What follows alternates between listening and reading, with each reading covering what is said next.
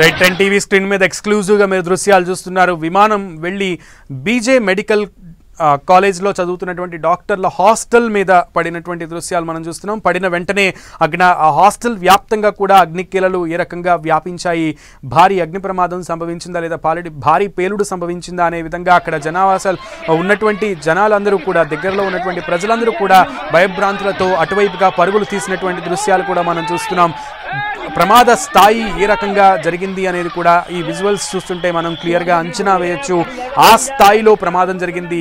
బీజే medical college doctors hostel మొత్తం కూడా అగ్ని కీలల్లో చిక్కుకుంది. ఆ ప్రమాదానికి మొత్తం హాస్టల్లో ఉన్నటువంటి వారు కూడా ఈ ప్రమాదంలో బాధితులయ్యేటువంటి ఆస్కారం లేకపోలేదు. వారికి కూడా సహాయక చర్యలు జరుగుతున్నాయి. హాస్టల్లో ఉన్న వాళ్ళందరికీ కూడా ఆ అగ్నికి సంబంధించి వారు కూడా ప్రమాదానికి గురయ్యేటువంటి పరిస్థితే కనబడుతోంది. విజువల్స్లో చూస్తుంటే తప్పకుండా వారిని కూడా ఉన్నట్లుండి దగ్గరలో ఉన్నటువంటి హాస్పిటల్స్కి అయితే తరలిస్తున్నారు వైద్యులు.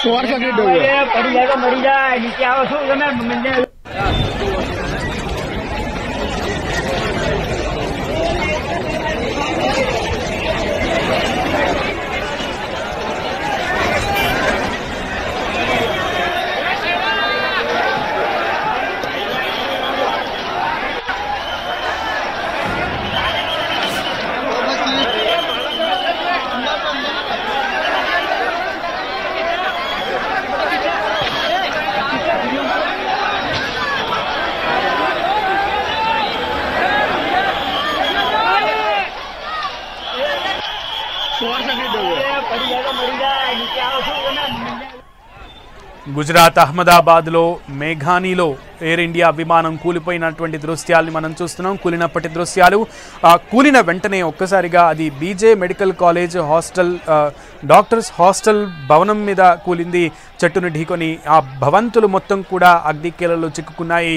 సో పెను ప్రమాదమే జరిగింది. ఈ ప్రమాదంలో హాస్టల్ భవంతులన్నీ కూడా అగ్నికీలలో చిక్కుకున్న నేపథ్యంలో చుట్టుప్రక్కల ఉన్నటువంటి ప్రజలందరూ కూడా ఆ ప్రమాద స్థలికి పరుగులు తీస్తున్నటువంటి దృశ్యాలు చూస్తున్నాం. సహాయక చర్యలు చేయడానికి అసలు ఏం జరిగింది అనేటువంటి భయాందోళనని అక్కడ ఉన్నటువంటి ప్రజలు వ్యక్తం చేస్తున్నటువంటి దృశ్యాలు కూడా 10 టీవీ స్క్రీన్ మీద చూస్తున్నాం. విమాన శకలాల్లో అక్కడక్కడ కాలి బూడిదైనటువంటి కొన్ని భాగాలు మాత్రమే కనబడుతున్నాయి. అలాగే హాస్టల్ రూమ్స్ అన్నీ కూడా, హాస్టల్లో డైనింగ్ రూమ్లు అన్నీ కూడా అగ్నికీలలో చిక్కుకుని మొత్తం ఖాళీ బూడిదైపోయింది. బిల్డింగ్ అవశేషాలన్నీ కూడా చిదిరిమైపోయాయి, మారిపోయాయి. రైట్, హాస్టల్ లోపల దృశ్యాలు చూస్తున్నాం.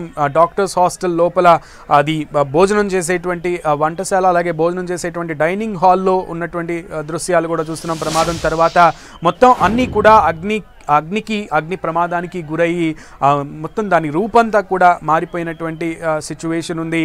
అంటే ప్రమాద స్థాయి ఆ బిల్డింగ్ మీద కూడా ఎంత రకంగా పడింది అనేది కూడా మనం అర్థం చేసుకోవచ్చు. ఈ ప్రమాదంలో హాస్టల్లో ఉన్న డాక్టర్లకి కూడా, కాబోయే డాక్టర్లకి కూడా ఈ ప్రమాదంలో వారు కూడా గాయాల పాలైనటువంటి పరిస్థితే ఉంది. అండ్ వాళ్ళ పరిస్థితి ఎలా ఉందనేది కూడా ఇప్పుడు ఆందోళనకరంగా ఉంది.